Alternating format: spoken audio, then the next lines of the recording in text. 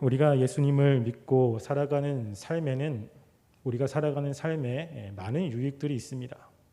단지 예수 믿고 천국에 가는 것만이 아니라 우리가 주님을 의지하며 살아가는 그 믿음의 유익들은 우리가 힘들고 괴로운 순간순간마다 우리를 붙잡아주고 그리고 우리에게 힘을 주는 겁니다. 그래서 하나님을 믿지 않는 사람들은 좌절하고 넘어지고 쓰러지지만 하나님을 믿는 사람들은 그 순간 속에서도 우리의 믿음이 우리를 붙잡아주고 다시 일어나게 하는 힘과 능력이 있습니다. 그래서 이 믿음이 우리가 살아갈 때 굉장히 중요한 것입니다. 따라서 우리가 힘들고 어려울 때 우리의 믿음이 우리의 삶 가운데 우리를 붙들어주는 이러한 내용들은 우리의 삶만이 아니라 성경 안에서 굉장히 많이 있습니다. 그래서 성경 안에 보면 많은 하나님의 백성들이 어렵고 힘든 순간에 그것을 믿음으로 이기며 믿음으로 극복하는 이야기들이 성경에는 굉장히 많습니다. 오늘 말씀도 그 중에 하나인 것입니다. 오늘 말씀도 지금 이 시편 기자는 굉장히 어렵고 힘든 상황 속에서 우리가 그 어려움을 어떻게 극복해야 되는지에 관한 말씀을 하고 있는데요. 오늘 말씀은 크게 세 부분으로 나뉘어집니다.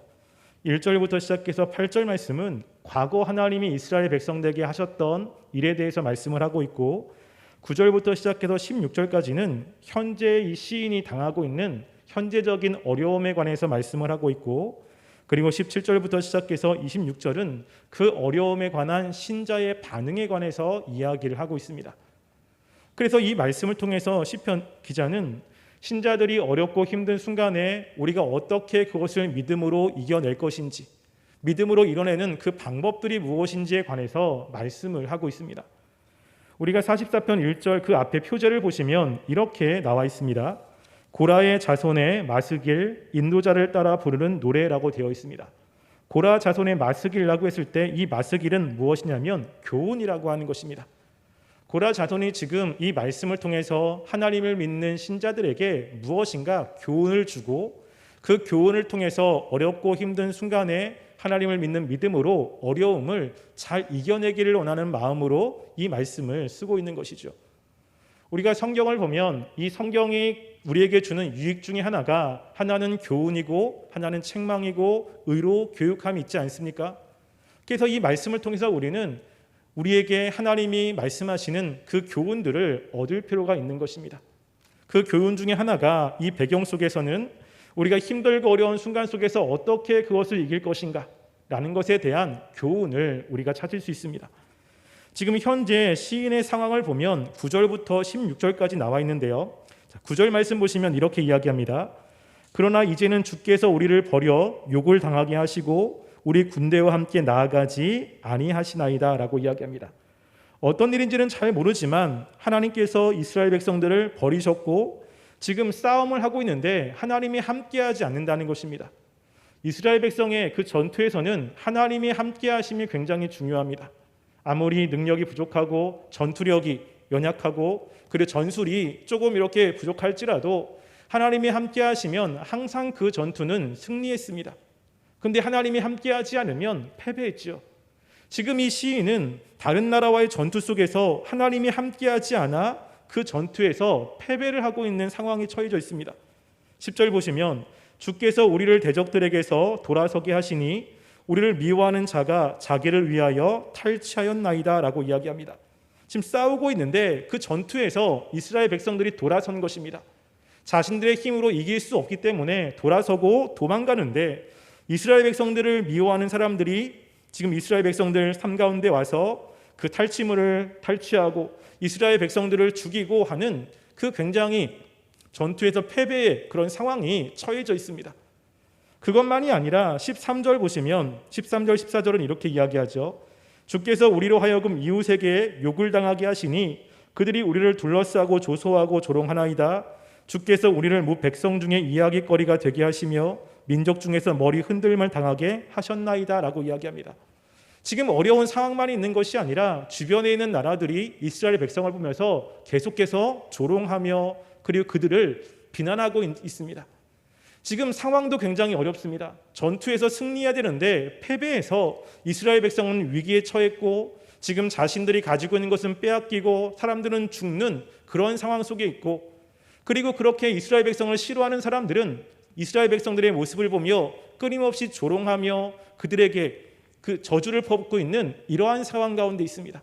외적으로는 힘듦이 있고 또 내적으로도 굉장히 어려움이 있는 이런 상황이 지금 이 시인이 처해 있는 상황입니다. 얼마나 힘들고 얼마나 괴롭겠습니까? 근데 이런 상황이 그냥 일시적으로만 있는 것이 아니라 이런 상황이 계속 오래 지속되고 있음을 보게 됩니다. 15절 보시면 나의 능력이 종일 내 앞에 있으며 수치가 내 앞을 덮었으니 라고 이야기하고 있고요.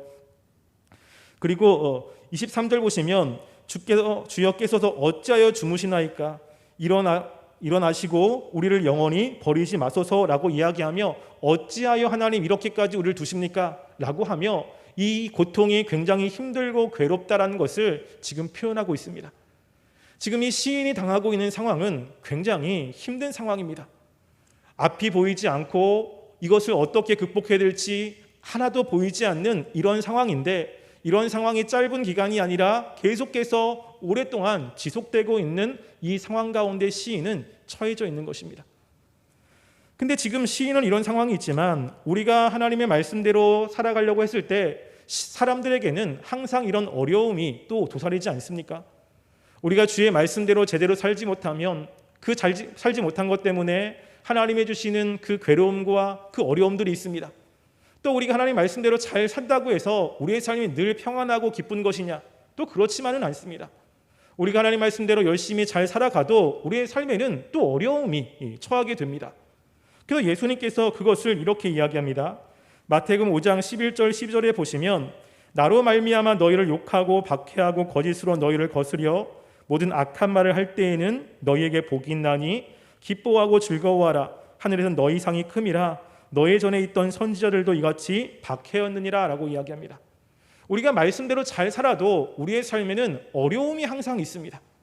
하나님께 말씀에 순종하고 주님을 위해서 열심히 봉사해도 우리의 삶에는 늘 고난이 함께 있습니다. 신자와 고뇌는 뗄래야 뗄 수 없는 관계에 있습니다. 바울은 자신이 사랑하는 디모데에게 이렇게 말씀을 합니다. 디모데후서 1장 8절 보시면 그러므로 너는 내가 우리 주를 증언함과 또는 주를 위하여 갇힌 자 된 나를 부끄러워하지 말고 오직 하나님의 능력을 따라 복음과 함께 고난을 받으라 라고 이야기하죠. 우리가 복음을 전하며 하나님의 말씀대로 살아갈 때 그렇게 살아가면 삶이 편하다, 어려움이 없다, 삶의 모든 것이 다 형통하다 이렇게 이야기하지 않고요. 우리가 복음과 함께 고난을 받으라고 적극적으로 이야기합니다. 그래서 신자의 삶에는 이 고난과 뗄래야 뗄 수 없는 관계가 있습니다. 하나님의 말씀에 불순종하면 불순한 대로 어렵고 하나님의 말씀대로 열심히 살아가면 그 열심히 살아가는 것 때문에 어렵고 너무나 힘들고 어려운 상황이 신자들의 삶에 굉장히 많이 있습니다. 우리가 그동안에 살아올 때 말씀대로 열심히 살아갈 때 그때 힘든 것이 없었습니까? 고난이 없었습니까? 우리의 삶에 늘 여러 가지 형태의 고난들이 항상 있습니다. 어떤 것은 짧지만 어떤 것은 굉장히 깁니다. 지금 우리가 처해 있는 이 상황도 우리에게는 굉장한 고난 아닙니까? 코로나가 처음 시작될 때는 이렇게 오래 갈지 누가 예상했겠습니까? 벌써 1년이 지나고 2년이 다가오고 그때 삶은 점점점 피폐해지고 경제활동은 안 되고 가정은 깨지고 사람과의 관계가 없기 때문에 마음은 힘들고 이 상황 속에서 우리가 어떻게 해야 될지 답이 하나도 보이지 않는 이 상황 속에 있습니다. 우리가 살아가는 삶은 항상 이렇게 어렵습니다. 근데 중요한 것은 이런 어려움 속에서 하나님을 믿는 신자들이 어떻게 이것들을 극복해야 될 것이냐라고 하는 것입니다. 지금 이 시인이 처해 있는 상황도 결코 녹록한 상황은 아닙니다. 정말로 일반적인 사람이라면 이 상황 속에서 좌절하고 낙심하고 그것 때문에 힘들어하며 그렇게 살아가겠지만 이 시인은 그렇게 살고 있지 않음을 보게 됩니다. 우리가 오늘 말씀 1장 18절 말씀을 볼까요? 44장 18절 말씀 보시면 이렇게 이야기합니다. 우리의 마음은 위축되지 아니하고 우리 걸음도 주의 길을 떠나지 아니하였으나 라고 이야기합니다. 지금 이런 상황이 되면 마음이 위축할 만합니다.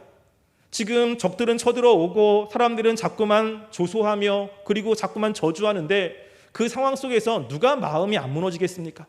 마음이 위축이 되고 혼자 있고 싶고 사람들과 관계에서 피하고 싶고 이런 것이 너무 당연한데 지금 시인은 어떻습니까? 우리의 마음은 위축되지 않는다고 이야기합니다. 그 상황 속에서 뒤로 물러나지 않는 것입니다. 그 상황 속에서 그 상황에서 힘들어하며 좌절하지 않는 것입니다. 무엇 때문에 그렇습니까? 하나님을 믿는 신앙 때문에 그렇습니다. 지금 여기는 시인만이 아니라 고린도후서 4장 7절부터 9절에 보면 하나님을 열심히 믿었고 주의를 잘 감당했던 사도 바울의 고백은 또 이렇게 이야기합니다. 고린도후서 4장 7절부터 9절 보면 제가 읽어드리겠습니다. 우리가 이 보배를 질그레스에 가졌으니 이는 심히 큰 능력은 하나님께 있고 우리에게 있지 아니함을 알게 하려 함이라.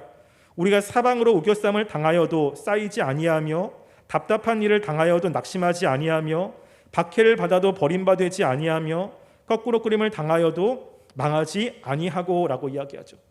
지금 사도 바울이 자신이 그동안 살아왔던 삶에 대해서 이야기합니다. 뭐라고 하죠? 사방으로 우겨쌈을 당합니다. 사방으로 굉장히 힘들고 낙심되는 그런 상황들이 있는데 우리가 그것을 통해서 우겨쌈을 당하지 않습니다. 낙심이 되고 절망하며 좌절하는 삶이 되지 않고요. 답답한 일을 당하여도 낙심하지 않습니다. 삶을 살아갈 때 어떻게 될지 모르는 상황이 있어요. 정말로 아무리 고민하고 아무리 힘들어도 낙심이 되고 답답하여 도저히 견딜 수 없는 상황이 있음에도 불구하고 그것 때문에 좌절하거나 낙심하지 않습니다. 왜 그렇습니까? 사도 바울은 우리가 보배를 질그릇에 가졌기 때문이라고 이야기합니다. 질그릇 안에 이렇게 연약한 우리 안에 정말 보배가 있기 때문입니다. 그 보배는 예수 그리스도를 향한 믿음, 이 믿음이 우리를 이렇게 무너질 수밖에 없는 상황들, 좌절할 수밖에 없는 상황 속에서도 다시 일어나게 하고 다시 힘을 준다라고 하는 것입니다. 이러한 것들이 시편만이 아니라 하나님의 백성들의 삶에서는 굉장히 많이 나타납니다. 다니엘과 그 세 친구도 죽음의 위협 속에서도 당당하게 신앙을 지켰고 그것에 대해서 위축되지 않는 이런 모습이 분명히 성경에 기록되지 않습니까? 그러면 우리가 정말 힘들고 어려울 때 왜 우리는 이렇게 하나님을 믿는데 자꾸만 위축이 되고 힘이 들고 그것 때문에 좌절하는데 이 사람들은 이렇게 그 상황 속에서도 당당하게 마음이 위축되지 않을까? 이들은 무엇이 우리와 다르길래 또 그 상황 속에서 어떻게 했길래 그렇게 되었는가라는 것을 함께 살펴보았으면 좋겠습니다. 오늘 말씀 속에서 한 두 가지 정도를 우리가 살펴볼 수 있습니다. 지금 이 시인이 정말로 어려운 상황 속에서 이 시인이 집중하고 있는 것이 무엇인지를 지금 말씀 9절부터 14절은 이야기를 합니다. 9절부터 14절을 쭉 보시면서요, 반복되는 단어가 있음을 보게 됩니다. 혹시 그것이 무엇인지 혹시 보이십니까? 무엇이죠? 네, 주께서라고 하는 거예요. 지금 이 시인은 지금 대적들이 쳐들어오고 사람들이 자기를 조소하며 그리고 조롱하며 그렇게 하는데 그 모든 상황에서는 누구께 집중하고 있습니까? 하나님께 집중하고 있습니다. 이 모든 것들이 하나님이 허락하신 것이고 하나님이 이렇게 하시고 있다라고 끊임없이 시선을 하나님께 집중하고 있는 것입니다. 우리가 말씀에 이 세상에 있는 새 한 마리도 하나님의 허락이 없으면 떨어지지 않는다고 말씀합니다. 우리가 일어나는 그 모든 것들 하나님께서 우리에게 허락하신 것입니다. 그래서 우리가 어렵고 힘든 순간에 우리가 봐야 볼 대상은 나를 힘들게 만드는 대상, 지금 나를 괴롭게 만드는 사건들 이게 아니라 시선을 누구께 돌리는 것이죠? 하나님께 돌리는 겁니다. 어떤 분들은 그래요. 목사님 그건 너무 당연한 거 아니겠습니까? 당연하죠. 그렇게 해야 되는 게 너무 당연합니다라고 이야기하지만 실제 우리가 어려울 때 그렇게 하는가라고 하는 것입니다. 우리가 정말로 어려울 때 우리가 집중하는 것은 무엇입니까? 그 어려움에 집중을 참 많이 합니다. 지금 내가 힘든 것 거기에 집중하고 나를 힘들게 만드는 사람에 집중하고 지금 힘든 내 감정에 집중하고 하나님께 집중하기보다는 현재 나의 어려움에 집중하며 거기에 내가 함몰되는 경우가 굉장히 많습니다. 시선을 돌리려고 해도 돌려지지가 않아요. 그 상황들이 너무나 힘들고 너무 괴로워서 이것 때문에 점점점 마음은 위축되고 있고 점점점 삶은 힘들어지는 우리의 모습이 있지 않습니까? 그때 지금 이 시인은 그 상황 속에서 위축되지 않기 위해서 했던 첫 번째 중요한 것은 그 시선을 하나님께 돌리고 있다는 것입니다. 모든 어려움 속에서 그 주어가 하나님입니다. 하나님께서 나에게 이렇게 하셨고 하나님이 지금 나에게 이렇게 하셨고 하나님께 모든 시선을 돌리고 있는 시인의 모습을 보게 됩니다. 이게 굉장히 중요한 것입니다. 우리가 하나님을 믿고 있고 하나님을 신뢰하고 있다면 이 세상에 있는 모든 것이 전부 다 하나님의 섭리 가운데 되어진다는 것을 우리는 믿고 있습니다. 그러면 내가 현재의 그 어려움도 하나님의 섭리 가운데 있는 것입니다.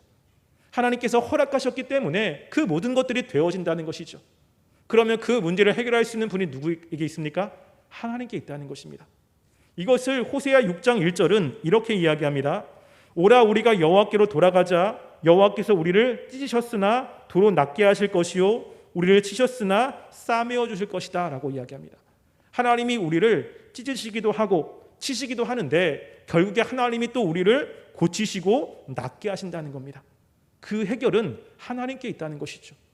그러니까 그것을 하나님께서 주셨다라고 한다면 하나님 외에 그것을 풀 수 있는 분은 아무도 없는 것입니다.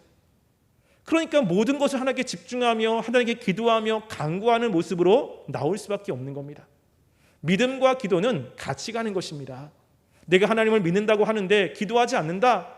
하나님이 다 해줄 건데 뭐하러 기도하냐? 실제 성경은 그렇게 이야기하지 않습니다.